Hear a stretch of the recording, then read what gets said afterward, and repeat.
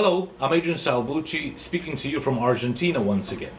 In today's short video, I'd like to briefly share several points with you. First and foremost, you will have seen from many of my video messages over the past year or so that I have uploaded onto YouTube that I again and again stress the fact that the growing global conflagration that we are all being sucked into is driven by a very small, very powerful global power elite waging a veritable world war against we the people.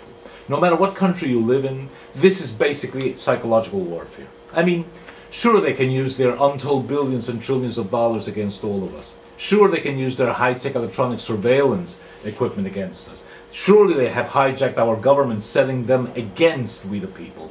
They use their military firepower against us. But above all, they fire their psychological warfare artillery against us day in, day out, hour in, hour out. The mainstream media, the dumbed-down educational system, advertising, propaganda.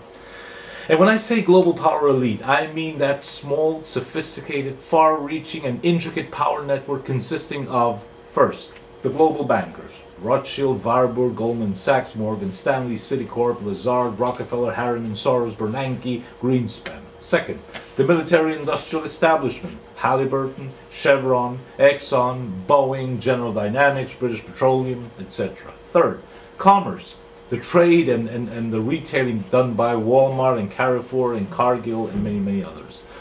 Fourth, the mainstream media, Fox News, the New York Times, Dow Jones, the Wall Street Journal, CNN, Rupert Murdoch, all the guys running the news system. Fifth, the think tanks themselves, the Council on Foreign Relations, the Trilateral Commission, the Royal Institute of International Affairs, the America Society, the Bilderberg Group, in my country of Argentina, the CARI, the DAIA. Sixth, the lobbies and interest groups, the political action committees, the World Jewish Congress, the B'nai B'rith Masonic Lodge, key embassies, for example in Argentina, the meddling, the constant meddling of the US Embassy, the British Embassy and the Israeli Embassy in the internal affairs of our country. Seventh, ideological stormtrooper organizations like the Anti-Defamation League, AIPAC, the American-Israeli Public Affairs Committee, FEMA, and many others.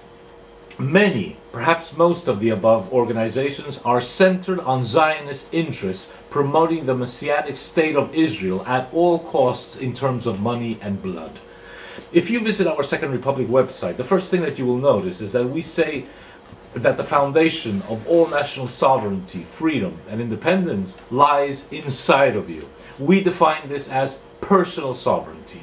You see, you cannot strive to have a sovereign nation, community, or society if first its citizens are not themselves personally sovereign human beings. And personal sovereignty requires that, amongst many other things, we ask ourselves certain key questions referring to our basic values. For example, do we all live by the 9 noble virtues of honor, truth, loyalty, discipline, perseverance, work, freedom, bravery, and solidarity?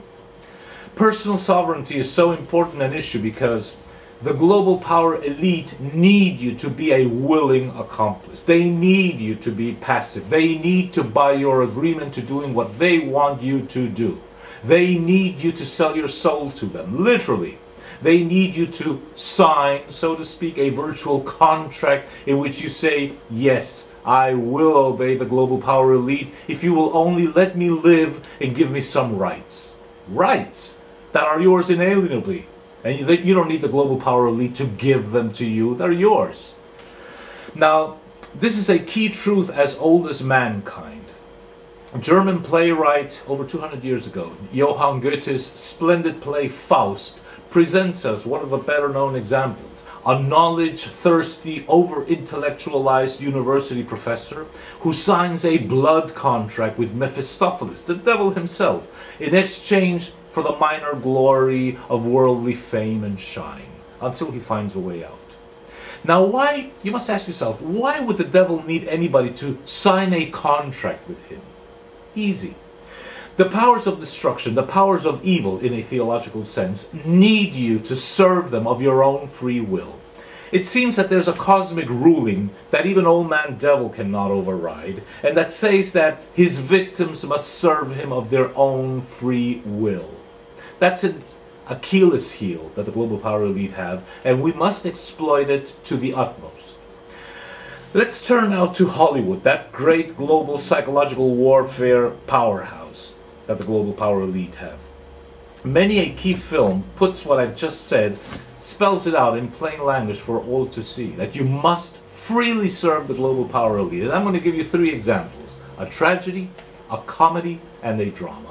Let's start with the tragedy.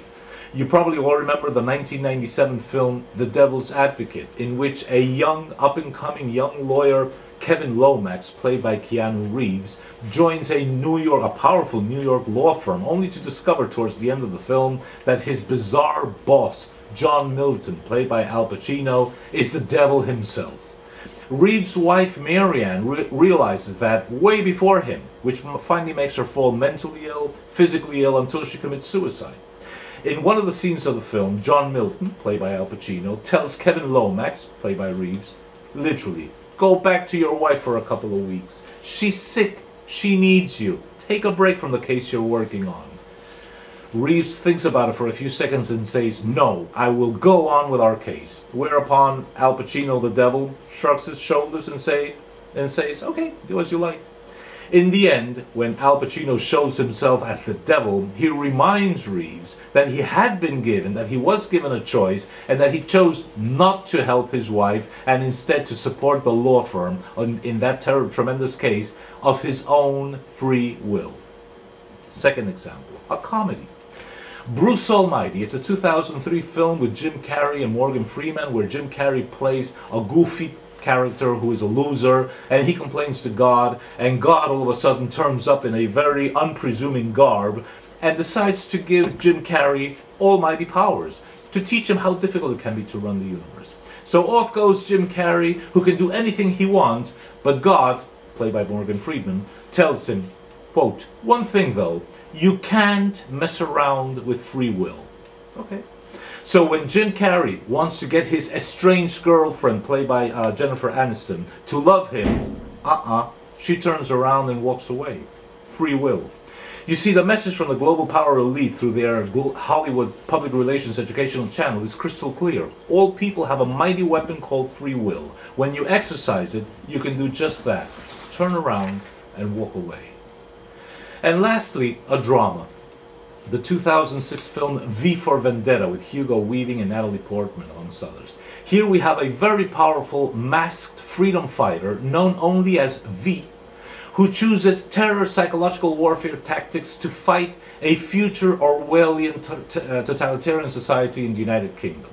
There's a splendid scene where V interferes with all TV signals in Britain and broadcasts a 5th of November Guy Fawkes Day message to we the people, in which he says, and I quote, "Allow me first to apologize for this interruption. I do, like many of you, appreciate the comforts of everyday routine, the security, the familiar, the tranquility, repetition.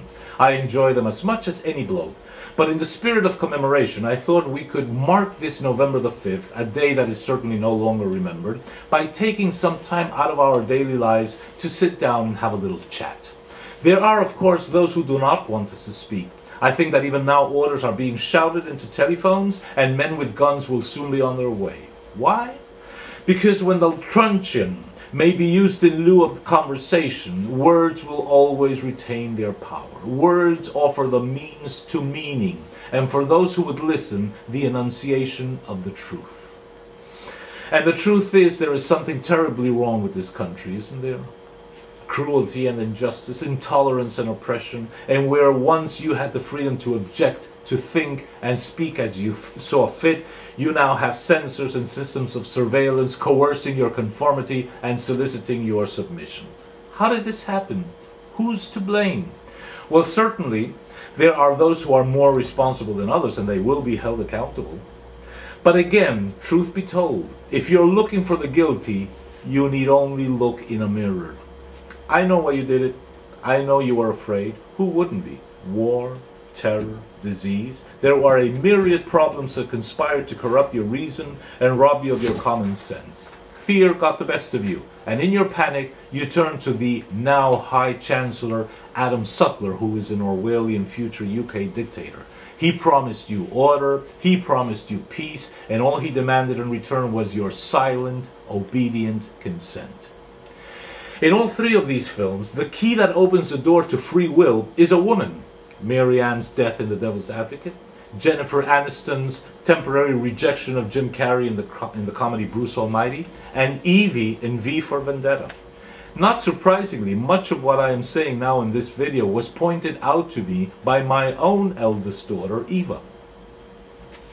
By the way, there's also a strange out-of-context scene in the 1997 Devil's Advocate film showing a day-night, ultra-high-speed film of the World Trade Center Twin Towers. A warning, perhaps? So don't deliver up your mind. Don't be a passive collaborator, because doing nothing is exactly what the global power elite wants from you. Passive collaboration. Biblical tradition says that Lucifer shouted his rebellion to high heaven yelling non serviam, which is Latin for I will not serve. In a wicked twist of fate, it is now our duty to turn the table on the evil one and shout back to him, non serviam, we will not serve. Don't be a collaborator. Use your free will. Think with your own mind. Stand up and fight, and do it honorably and valiantly, because personal sovereignty is the first step to founding any second republic. Finally, let me brief you up on the Second Republic project, where we are today.